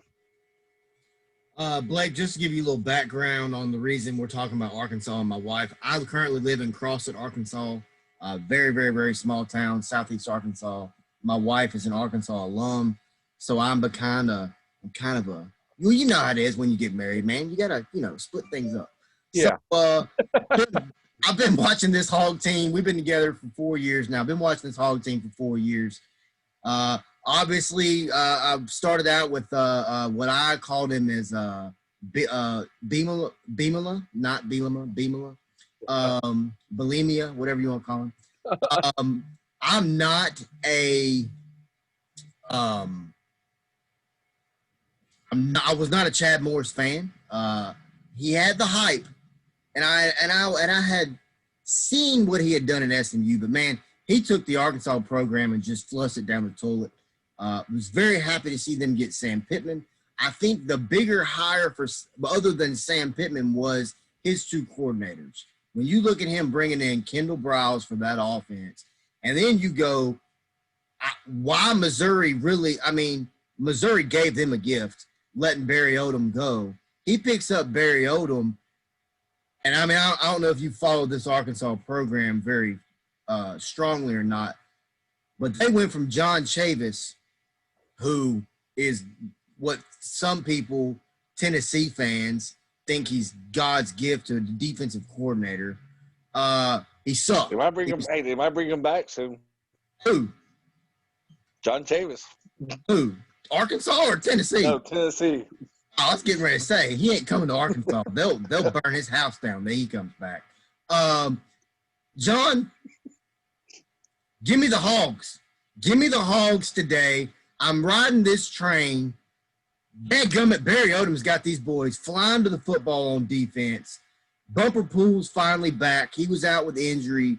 But when you look at this offense, man, Felipe Franks, I think, has been an unsung hero in the SEC for this Arkansas program. And he can come back next year because of the crazy COVID. All these players can come back. So if you're Felipe and you're Arkansas, and of course I know with the recruiting, it throws everything off, as we were talking about at the beginning of the show today, but give me Arkansas to not only cover, give me Arkansas to win. Give me the Dogs.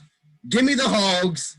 They're going to slobber, and they're going to walk into Texas A&M, Kyle Field, and knock off Texas A&M for the first time since, I believe, 1939. Now, of course, not with the 100,000 fans on your – no. Yeah, I'm not quite that brave. I think the Hogs can cover. As I like what Coach Pittman's done. Like I said, they look like a completely different team than what they were last year. And considering the lack of preparation you get as a new head coach coming in with the COVID era of losing your spring practices, a lot of what you're doing in summer, this is one of the most impressive jobs of just a complete 180 that Arkansas has done from this past year to the year we're in now. And I think Arkansas fans have a reason to be excited about the direction of the program. I think they cover. I think it's a close game today. I think it's within 14 points. I think it comes down to one score. But I think Texas A&M right now is just, too much talent where maybe Arkansas just hasn't gotten to that point yet. They're capable of winning the game. I just don't think they do today. And also shout out to Coach Dickey. He's another one I think is one of the good guys in college football, and he's one that is easy to root for. As a house divided, I can officially say I'm very excited for that Arkansas-Memphis football matchups to get started back. I think as Memphis fans and as Arkansas fans, both, I know for a fact both fan bases are excited. Of course, me being here, everyone here is an Arkansas fan. There's no other team in this state but Arkansas, really. I mean, there is, but not really. They're excited about getting to play Memphis again. They agree with me that this should be an every-year deal. I think, in my opinion, Memphis should play Arkansas in basketball and football every season, no questions asked. Just my opinion. I like it. I remember those days when my dad coached in Memphis in the 90s of, playing Arkansas and Mississippi State and, and just the excitement around those games. And it's, an easy travel game for both fan bases. And those are some games I remember as a kid going to and watching. Um, even back in the Arkansas, the Scotty Thurman days and Corliss Williamson on the basketball court. Those were Yeah, always all those games, guys. Yeah. yeah, you look forward to. And it's nice to see it coming back. And hopefully we can have some more regional matchups like this that get both fan bases juiced up for the games. Well, and also, Blake, I think in the, I guess we would call it the COVID age, I think you're going to be looking. I think you're going to find a lot more teams are going to find those geographical matchups that are kind of close. Like an Arkansas at Arkansas State, things like that. Just so you don't have to travel as far. Would you agree with that statement? Yeah, I think when you cut down on the travel, also you look at regionally different requirements that different states have. Mm-hmm. You may have a team that's scheduled that maybe their policies are a little more stringent, and maybe it's more of a chance for a game cancellation. You look at what the Big Ten's going through with Wisconsin right now and the 21 days and, as opposed to what the SEC's doing. So if I'm a coach scheduling a game, I would probably lean more towards an SEC opponent because I know there's a higher chance that we're going to play that game in the future once we get back into some non-conference games, maybe going into next year if we're still dealing with, this virus and all that. But it's like I said, I think you're looking, like you said, regionally and maybe some teams that would be in similar situations. Up next, we've got game days there. I'm watching game day in the background. Big game tonight in Happy Valley. Number 3, Ohio State Buckeyes heading to Penn State to take on those dadgum Nittany Lions. Give me Ohio State in this game, man. I think Ohio State is one of the best teams in the country. I'm not going to go as far as to say they are the best team in the country, but if you look at what Ryan Day's done coming in after Urban Meyer, and the guys just walked in and kept that thing rolling just as hot as it was when Urban was there. Give me Ohio State. They're a 10.5-point favorite. They'll cover that. 2 words, Justin Fields. Yeah. I'm going with Ohio State. I went to high school up in Ohio. Maybe not really like the Buckeyes because that's all I got to hear about. But what they've built up there, I think it's similar. When you had Alabama's run of dominance, people wondered, is there a team outside the SEC that can compete with them? And then, you got to see Clemson kind of build that talent pool. Mm-hmm. And I think you're starting to see some teams outside of the SEC like a Clemson and Ohio State that have the talent, have the speed to come down and compete with your Alabamas, your LSUs of last year even. And I think Ohio State's one of those teams, and I think they are the most talented team in the Big Ten. And I think they get it done at Penn State today by over 10 points. John? An AAC, yeah, we got what's up? Oh, that's what I was getting ready to say. I'm taking SMU. I guess everybody is. Yeah, I'm taking SMU. Too much offense. Yeah. SMU, roll with it. Virginia, North Carolina. Give me the Fighting Mac Browns. Yeah, same here. Yeah, Mac Brown, another one of the good guys, easy to root for. This one might be a not so fast, my friend. Oklahoma traveling to Texas Tech. We know there's no defense in the Big 12 this year. Can Texas Tech pull the upset, John? Oklahoma's 16-point favorite. Definitely not. No. But Oklahoma will definitely win and cover. I'm going to take Texas Tech in this game. I think they win. Oh, just to cover? No, give me the W. It's not my lock of the week, but give me the W. Wow. I'm going with Oklahoma, but I think it's a shootout. Like I said, I think there's zero defense. And when you have zero defense, a turnover here and there can be huge. So I'm going with Oklahoma, but wouldn't be shocked if this is just a shootout that Texas Tech finds a way to be competitive in. Yeah, the over-under in this game's got to be about 200. It is actually at – no, okay, go ahead. It's got to be at That- least 870. Hey, it's only 68. I'm shocked by that. Up next, we've got guy who I mentioned earlier in Billy Napier. Heading down to Texas State, another team that I've seen more this year than ever. Give me Louisiana to knock off Texas State tonight. Same here, and to cover by 16. Oh, yeah, most definitely. Going with Louisiana. I think we're on board with that one, and Billy Napier and what he's doing down there. All right, guys, got 3 games to cover, and then we got the big game of the day. Up next, we got San Diego State heading to Utah State for a late night 8:30 game on CBS Sports. Give me the Aztecs. I'll take San Diego State in that one. Same here. I think I'm going with San Diego State. Obviously, Utah State didn't have a great showing against Boise, so we'll roll with the Aztecs. All right, up next, we've got a very surprising matchup, BYU taking on Western Kentucky. There must have been a game canceled or something. BYU is a 30.5-point favorite. Give me BYU. I'm going. Yeah, give me BYU. Yeah, give me BYU just because they do a fake punt like last week with like 4 minutes to go to the game or whatever. But yeah, BYU. I was watching that. That was not a called fake punt. That was the punter seeing something, and they probably have a check to where, hey, it's a rollout punt. If they have a return on and everyone bails, take off, get the first down. Not when you're up by 40 points. I mean, that's what I was getting ready to say. Wasn't they up by like 30 when they did this?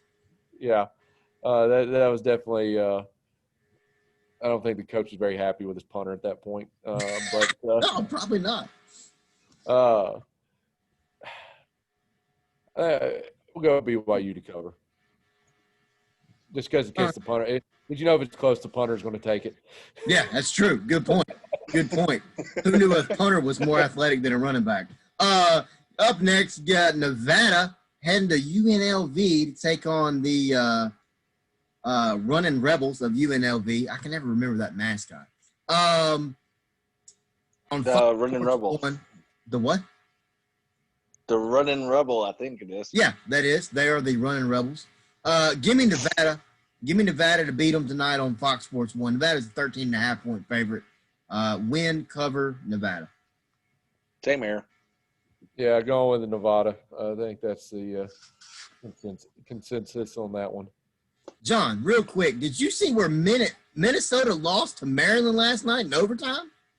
Yeah, on a missed extra point. Yeah. Did they really? Wow. If I'd have just picked Maryland this week instead of last week, it'd been a lot better. Tua's brother actually played pretty decent last Yeah, night. I mean, when I turned it on for a minute there last night, he looked like he was playing pretty good. And East Carolina was up big on Tulsa, and Tulsa came back and won. Yeah, because the referees. Yeah. Of course, we had a big cancellation this week, and that was Wisconsin and Nebraska. Also, Nebraska, if I'm correct, they were trying to go play UT Chat, and the Big Ten told them, no, that ain't happening. Yeah, because of a conference only, right? Yeah, it's Big Ten, I guess, just trying to control things. And, Nebraska, I think Scott Frost from the get-go has been a proponent of let's play football games, even when the Big Ten was shut down. And, he wants to play, and I think he's frustrated. And obviously with the Big Ten talking about their protocols of going above and beyond what anyone else is doing, it's going to make it difficult, especially with no bye week scheduled for them to get their whole season in. I mean, what I'm disappointed in the most is that, especially when it's a bye game, kind of for UT Chat, and they were getting paid like $750,000 for their football program. That's what I'm upset about the most, because UT Chattanooga could use that money. That's what I'm disappointed in the most. Yeah. You want to talk about the big game of the week? Let's go. Big game of the week, guys. Memphis heading up to Nippert Stadium to take on the Cincinnati Bearcats. I don't know what a Bearcat is, Memphis fans. Nobody knows.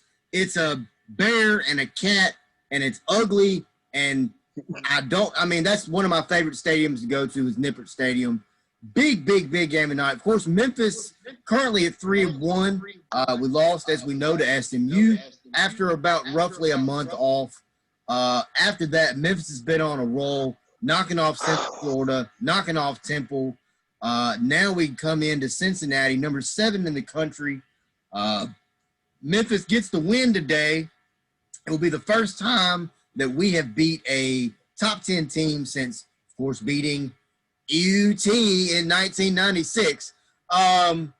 John, I think this is going to be a hell of a football game today. Of course, we will also have a halftime show for the fans as well during halftime. Give our breakdown of the first half and keys to victory or keys to the win in the second half. Going to be a good game. Very impressed with Cincinnati's defense, not taking anything away from those guys at all. But that offensive firepower last week is what really kind of surprised me with Cincinnati. This quarterback, as we know, is a little bit of a dual threat guy. I think if you're Memphis's defense, you got to make sure you keep him in the pocket. Also, T.J. Carter is out today as well for the Tigers. Cincinnati is only a 7-point game. My boy Bear on game day picked the Tigers. So if Bear picks the Tigers, the hot dogs got to take the Tigers in the game today. Lock of the week, Memphis by 21 points against Cincinnati. The key, in my opinion, is the secondary as well. You know, they can't give up. I mean, Cincinnati's quarterback is more of a not a good thrower type quarterback. You got to throw him out of the pocket a little bit and make him throw the football down the field against you. I'm hoping, you know, Brian Goodson, Dorcius, just to name a few players on defense. And even John, to me, it's going to be the key player on defense is going to be John Broussard. And, you know, you're starting Owens this game as well. I believe the former walk-on that played at Innsworth High School who had a good game last week. Mm-hmm. But, we stopped the run pretty well on defense. To me, it's going to be the key to the game is where your secondary is going to step up and get some more turnovers, you know, for that as well. I'm not worried about our offense point of view. Cincinnati's played some not so great teams, but it's Cincinnati, you know, the top 10 in the team for the nation for a reason. My heart wants to pick Memphis to win the game, but I think Memphis will cover, but I think Cincinnati will pull the win because our defense is just too questionable at times as well still. You just picked Memphis to lose against Cincinnati, John? Man, yeah, but still, you know, it's just that our defense right now, it's our defense, man. It really is. I'm going to pick Memphis to win, but, Jonathan, he's got valid points with the defense. Yeah, he does. And, you know, that's something that just watching the games, you know, watching a stat and it was talking about LSU's defense and it was like the only one worse was Memphis. And it's, you know, that's not a stat you like to see flashing across ESPN in the middle of the game. And we've got to have better play in our secondary. And something that can help that is if we can really generate a pass rush. Because a lot of times if you can get a pass rush that can cover a lot of sin, so to speak, on the back end, if the quarterback doesn't have time to throw. So, you know, maybe we're dialing up more pressure this week, you know, something to help the secondary out, because I think if we just try to sit back and play coverage, I think we're going to get beat. But Cincinnati is a team. Coach Fickle has obviously come in, done a good job, you know, getting that program back. And it's, you know, should be a good game. It's been a good rivalry. Obviously, you know, we had some fun with Cincinnati last year. But like I said, I look for Memphis to get the win today. But we're gonna have to make some plays in the secondary and contain their dual threat quarterback and put some pressure on him in order for that to happen. I think defense is key today. As far as offense is concerned for Memphis, I think with the running back tandem that we have of Rodriguez Clark, Weaver, Asia Martin, who's the other guy I'm missing, John? I'm missing a guy.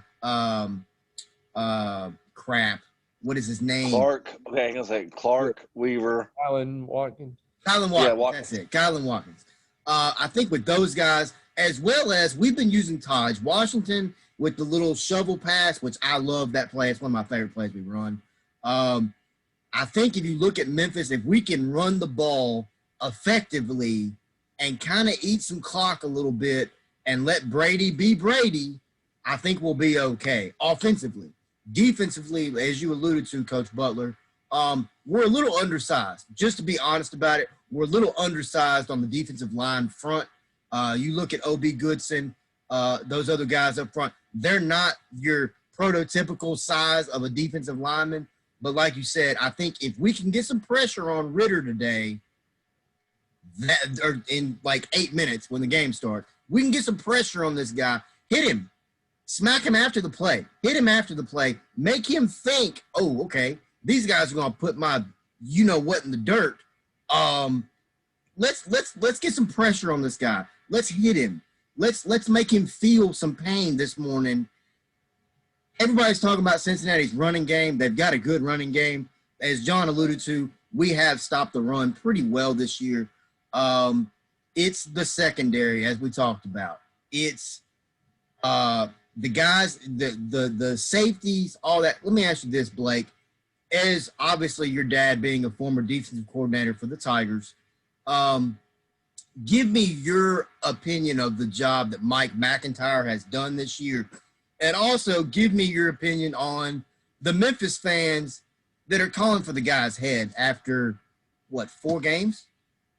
Yeah, you got to think when you go back and look at, guys who opted out and the preparation coming into the season, being a new coach coming in this season is probably more difficult than it's ever been, especially, not knowing a whole lot about his system and what he runs.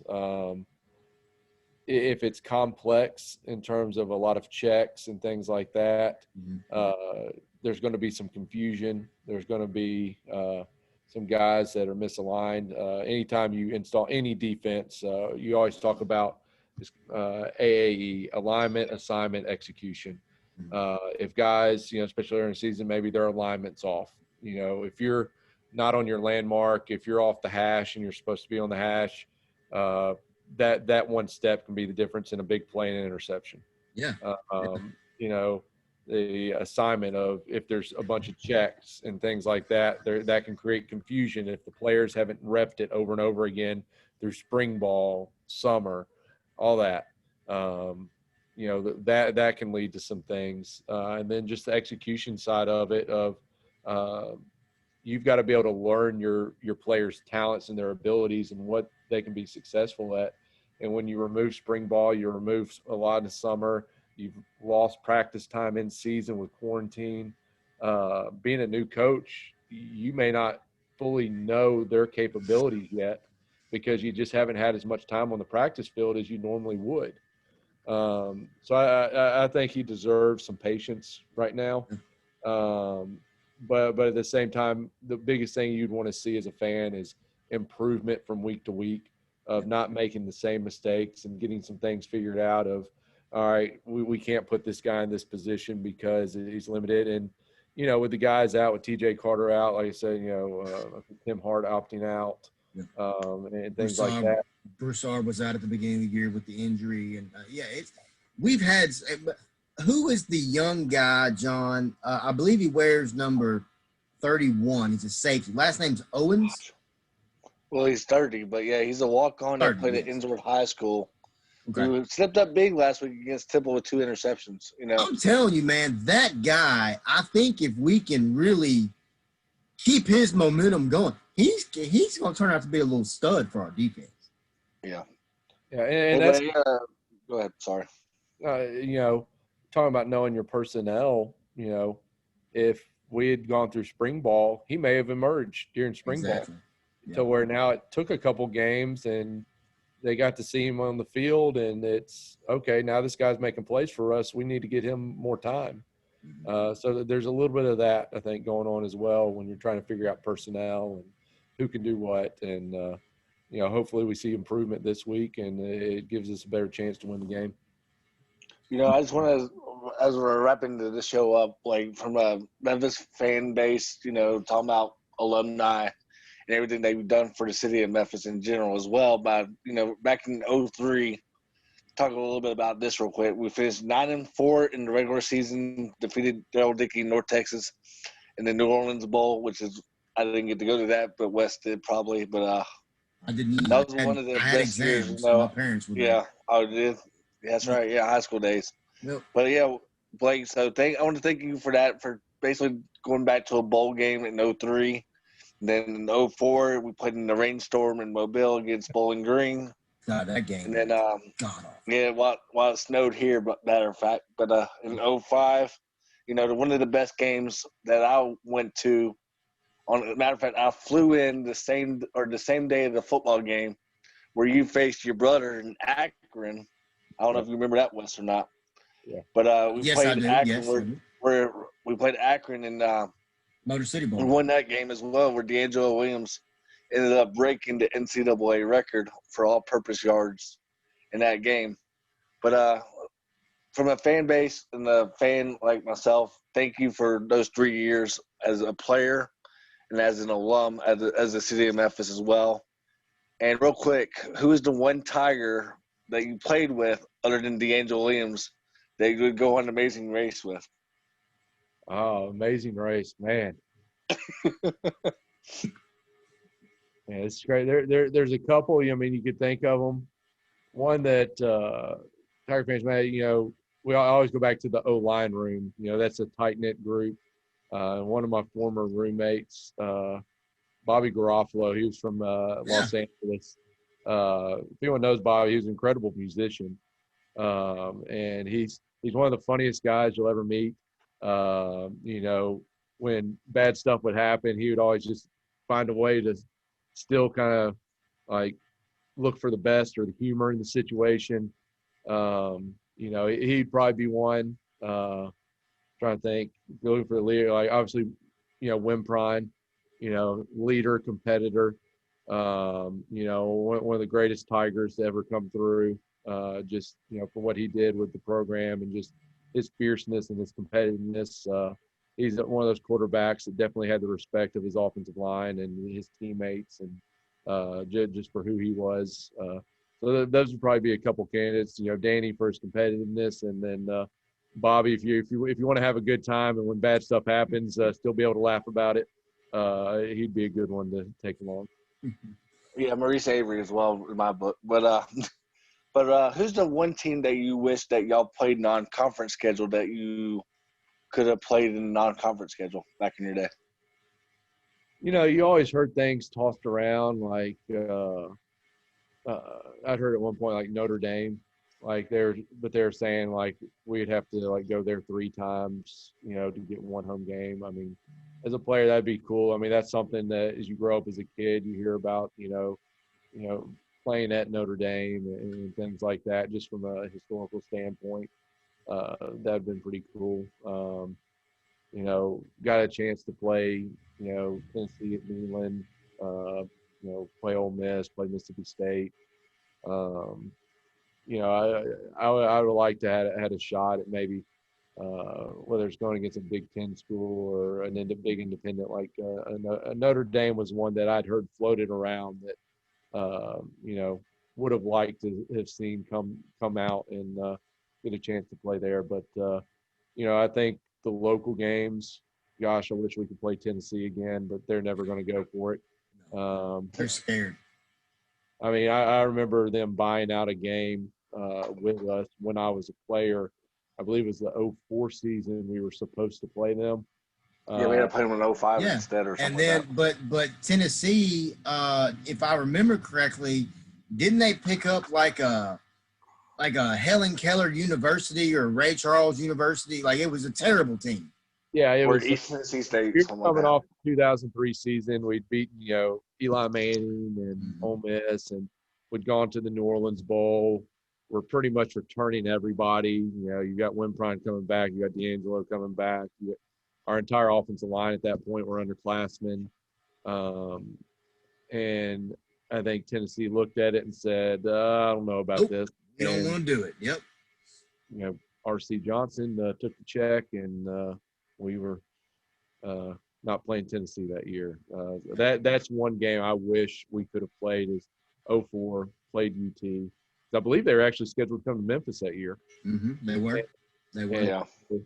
If you can imagine in that 2004 team getting to play Tennessee in Memphis, that would have been That would have rivaled the game day from last year, I think. That would have been incredible as a player, as a fan. That would have been one of the probably top games in program history, especially when you look at there's a very real possibility that we take it to them. Yeah, especially when we had to play them in 05 without D'Angelo. Yeah, we had that, and gosh. But hey, Joseph Dawes stepped up big for us, so I can't. That game, Joseph Dawes got the respect of all his teammates. I remember just Joseph wasn't a big guy, especially at that point in his career. And he took some shots and just bounced right back up, and just he's another one that a lot of guys respected, not just for his talent, but just who he was and just his toughness and being the team guy he was. Well, John, we get our wish. Memphis is on defense to start this game. Cincinnati is the alternate red jersey, which is very different. And they do go for the deep ball the first play. I do like that play call. John, you're ahead of me. They ain't even snapped the ball yet on my screen.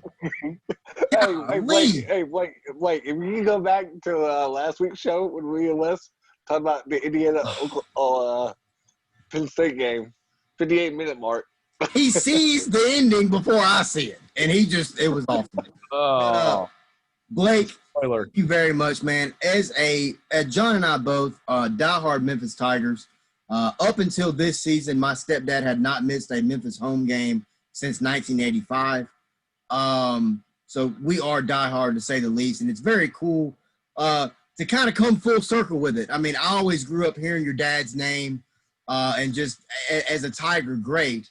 And then, of course, to get him as on the coaching staff and all that, and then now to have you on the show, being a former Tiger, and then also getting to pick your brain a little bit with college football, with high school football, everything that's going on. Man, thank you very much from the bottom of our hearts as diehard Memphis fans for being on the show with us today. And we really hope we can get you back on later in the season as well. Definitely, guys. I appreciate what y'all do. Appreciate, being longtime supporters of the program. It's not as special if you don't have guys like yourselves and your families that have been with the program thick and thin. I know y'all probably sat in empty stadiums before. A lot of people had given up, and it was a rainy night in 1998. I believe we played East Carolina on homecoming, or maybe it was Tulane, one of the two. It was a homecoming game, rained its butt off. We got drummed, beat bad, and I will never forget that game because I swear I could have yelled across the stadium and talked to the coach. There was nobody there. Yeah, it's like I said, there's been, it makes the most current time that we've had, be, so much more, I guess, edifying and grateful for it because, like I said, guys like yourself, you've sat through things like that. Then now you go to the Cotton Bowl last year and just see the program winning and to have the expectation to compete for conference titles year in and year out. It's awesome to see the program being invested in the way it has been and where it's going. And like I said, it's a good time to be a Tiger fan, and I'm proud alum and excited for what it's going. As an alum, you like what we were able to accomplish while I was there, but you always want to see the next generation take it, run with it, and make it better. Right. And that's what we've been able to see these past few years of, take what we were able to do, build on it, and make it even better than what it was. And, proud of the guys that have had a hand in that and want to keep seeing it go to new heights. And like I said, to where we're just kind of part of the history, and we're doing things that have never been accomplished before and outdo everything that has ever been done with past teams. And like I said, thank y'all for what y'all do. Thank y'all for standing with the program, and enjoyed talking with y'all this morning. And go Tigers! Go Tigers! I get there. One more question for you. All right. Tomorrow, 12 o'clock our time, I believe it is. Your dad and them go to Baltimore. It's going to be a fun game to watch on TV. But have you been to that rivalry? Can you talk about that rivalry game in general as a fan and as your dad watching it, being a head or a defense coordinator? And Yeah. I also want to say this real quick, not to cut you off. I find it I just find it, excuse my language, but I find it badass that the Pittsburgh Steelers have Mike Tomlin, a former Tiger assistant, Randy Finkner, a former Tiger assistant, and not Blake Butler, Keith Butler, a former Tiger assistant, all on the same staff. I've always found that to be just awesome. Yeah, I think it just goes back to, the bond. And Memphis is a special place, and the bond they have and getting to work together later in life and have success up there with Pittsburgh. And, excited for this game. Obviously, Steelers-Ravens has been a rivalry for, past several years, and I'm excited to see this game. I've been there for playoff games with Steelers and Ravens, with Troy Polamalu's picking off passes and running through the defense or running through the offense. And like I said, those have been some great games. And now that both of them have kind of risen back up to, be top teams in the AFC, that rivalry game still has that bite to it that it did a few years back. And like I said, obviously, hope the Steelers still remain undefeated. But y'all beat my Titans, but it's okay. Keep going. That's all right. Hey, the Titans made it interesting. Yeah, they did. No, I obviously want to see the Steelers win, but again, the Ravens are going back to the run attack and explosive offense. But it'll be an interesting game. I think the Steelers' run defense is much improved this year, and having Roethlisberger back and a young group of receivers, I think they've got the talent to be a balanced offense and put up some points. So I'm going to go Steelers by 3 tomorrow against the Ravens. I'm sure your dad will approve of that. And I know he probably hopes it's 3-0. I was about to say, yeah, he wants that final score to be 3-0. Yeah, exactly. But man, once again, thank you for very much for being on the show. Tiger game is currently going on now. Guys, from John, from Coach Butler, a happy Halloween, and we hope all your teams are wieners today. Thank you for watching. Go Tigers. All right, guys, we are now off live. But thank you again, Blake, man. It was awesome to be on the show. Had a great time. Let's go watch this Tiger game. Go Tigers.